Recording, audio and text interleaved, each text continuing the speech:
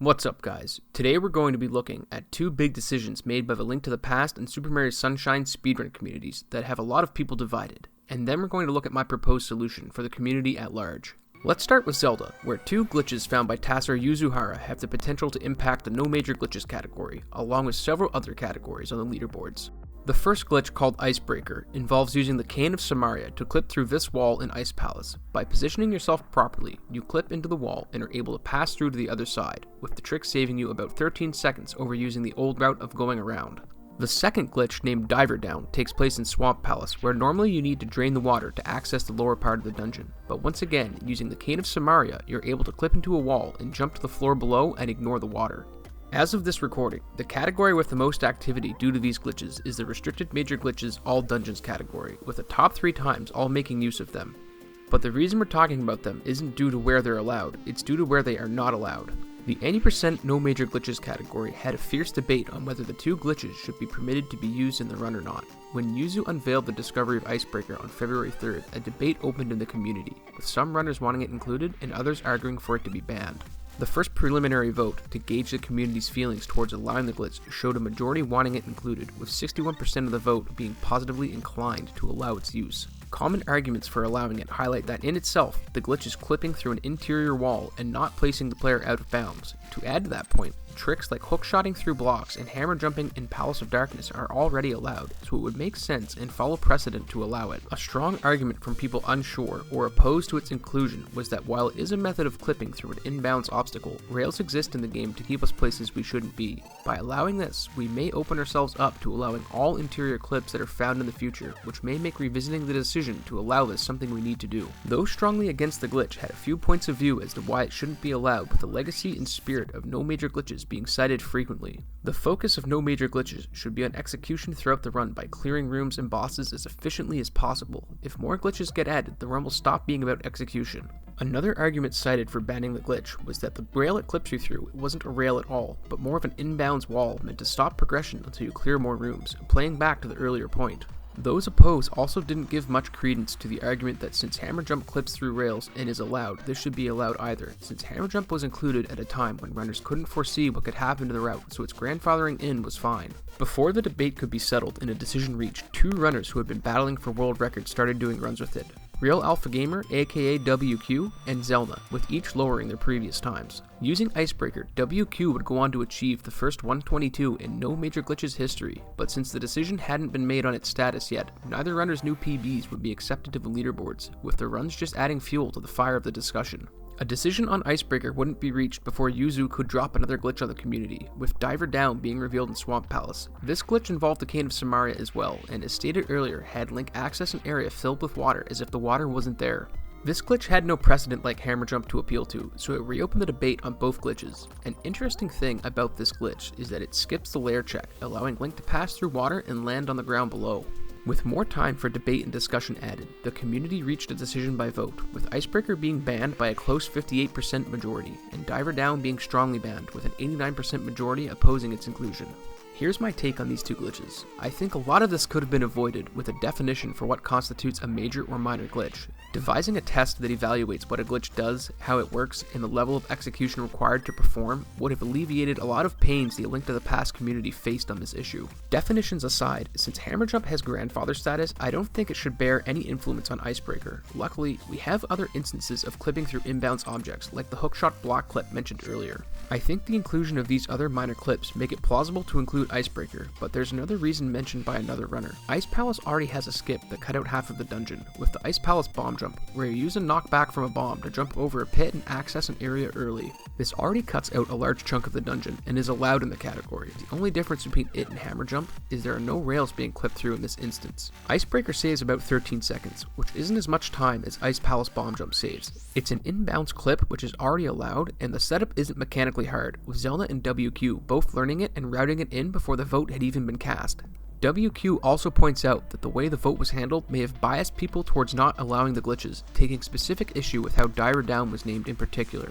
I don't think it's fair to include the method of execution in the title of a vote, since the glitch isn't hard to perform. I've completed one randomizer in my life, so I am by no means amazing at the game, but I learned the trick quite consistently over the course of 15 minutes. Before you make up your mind, here's some technical information on what Diver Down is doing. The water you see only exists as a render. It's not actually something Link interacts with, so when you jump from the stairs, the game changes Link's lair to be in the water, but by using Diver Down, you avoid this check and just jump down to the ground below. If you're interested in learning more about the glitches, I'll leave some links in the description, but for now, let's look at another game. The next thing we need to look at is the decision made in Mario Sunshine to allow a hacked save file to be used when running the game, so let's have a look at what it does.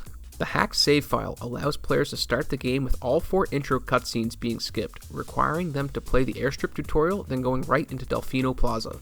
Normally when you start a run, you need to watch the airplane and flood cutscene, then do the airstrip tutorial. After that, you have the courtroom scene and officer scene before you start the game. Using the hack file, you skip all of the cutscenes and just add 5 minutes and 40 seconds to your run, which is the time it takes to complete watching the scenes in full.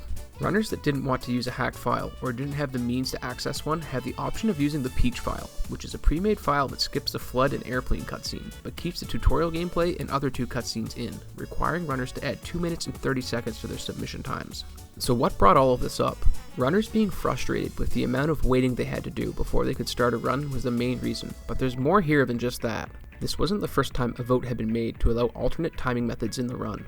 Back in 2018, a runner by the name of jcool114 was doing runs on Racefile, which was a category extension that allowed for a save file that started in Delfino Plaza, skipping the cutscenes and the airstrip. He started getting top 10 times on Racefile, which started a discussion on if it should be allowed on the main boards, which resulted in a vote that saw Racefile lose narrowly, with 54% voting not to allow it. The big issue here was that runners didn't want gameplay to be cut out of the run, and even though the airstrip tutorial was a short segment, it was still gameplay. Around mid-2019, the Peach file and another method called 2file, which has you load a file to play the airstrip, then load another file to start Delfino Plaza, were both being discussed as alternatives that skip the cutscenes without skipping gameplay. Jcool would lobby regularly in the Discord for a new poll to be ran on Racefile to no avail, so he ran his own on Twitter. It wasn't his Twitter poll itself that had the community talking, but the performance of the other alternative methods having large support as legitimate methods for timing runs that had an official poll be created by the mods. With Peachfile and 2file both getting strong yes votes in Jcool's Twitter poll, the moderation team opened another poll, asking the community to vote on each of the 4 timing methods: Peachfile, 2file, Racefile, and Hackedfile. They left the voting open for 22 days in February, allowing for time for the community to discuss and debate the merits of each method.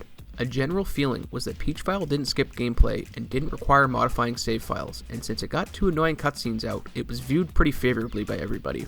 2file wasn't met as receptively, since you're ending the game on a different save file than you started on, which led many to consider Hackedfile in a better light, since it's one file that achieves what 2file does. With the vote drawing to a close, we saw some interesting results. Peachfile was unanimously accepted, with 74% voting to allow it. 2file was met with resistance, being voted down with a 59% majority. Racefile, the file that started all of this voting in the first place, was met with a huge 79% majority, voting to keep it off of the leaderboards. Which leaves Hackedfile, since it shares an origin with Racefile, in that it's altered outside of the game and requires a guide on how to obtain it. You would think the result would be clear. Hackedfile solves the issue of 2file with a single save, and since it didn't skip any gameplay, the community vote turned out with a whopping 70% to allow it for use on the main leaderboards. Let's dive down into my take. Peachfile is a fair compromise for intro cutscenes. They're obviously long enough to be annoying, but not short enough that you can go grab a drink or take a bathroom break. 2file is suspect due to the reasons already mentioned. Finishing a run on a different file than you started makes it easier for shady things to happen, so this seems like an easy decision. Racefile cuts out gameplay, and even if it is a tutorial, there's no reason not to complete it. This is a speedrun after all. There's always the chance something goes wrong when the timer is live, and setting the precedent of skipping gameplay seems really bad for speedrunning in general. So what about Hackedfile? The first thing I see is that it opens the floor for bad actors to cheat. I'm not sure there's a method or process in place to verify whether the save has been tampered with beyond skipping the intro cutscenes. So someone with the know-how could edit RNG to be in their favor. Giving chucksters better patterns 10% more of the time, for example, would be a competitive advantage not available to other runners that's hard to detect. I spoke with a mod of the game, and there's apparently no way of setting your RNG by editing a save file, and if they start skipping other content, it will be easy to spot since it will be excluded from the run. Even with that concern put to rest, using a hacked save file isn't something that sits well with me. I'm not sure it's something that would be great for the community at large. Sunshine may not be able to be tampered with from the save file, but other games may look at this decision and allow for edited files to be used, and those games may have exploits that Sunshine doesn't. Normally things like this are rejected by the community, as it's essentially altered hardware. This also adds a cost barrier as well, since you're required to have a Wii, GameCube memory card, and an SD card or USB drive. At the end of the day, I think this solves problems for runners in Sunshine, but the precedent might create problems in the community at large down the road. I think there's a solution here that will help all communities for the better, and that's to democratize speedrunning at all levels. Let me preface this idea of mine by saying that I don't think the mods or runners of either of these games have done anything wrong or worthy of reprimand. They all care a lot about the games they run and want the best for the community that they are a part of. These two games are just the most recent examples, and I happen to disagree with some of the aspects of the decisions. Disagreement is precisely what I want to talk about and the process around it, because I think it's time that speedrunning was democratized. You might object that it is already democratized, since leaderboards regularly hold votes on what categories are featured and what tech is allowed, but I want to go a step further. I think the community-driven model of speedrun.com collectivized each game very well. It brought people together that had problems get solved in a way that worked for a time. The scope of the newer problems we're starting to see show us the limits of the crowd-based model, however. So what I'm proposing is that we add more democracy to the levels of administration for leaderboards and communities. Currently, the way to become a mod for a leaderboard is to be the first to submit a game to speedrun.com. Once the game is accepted, you're now the primary moderator for the title. Additional mods are added at your discretion, and typically, there isn't a formal process for appointing other moderators.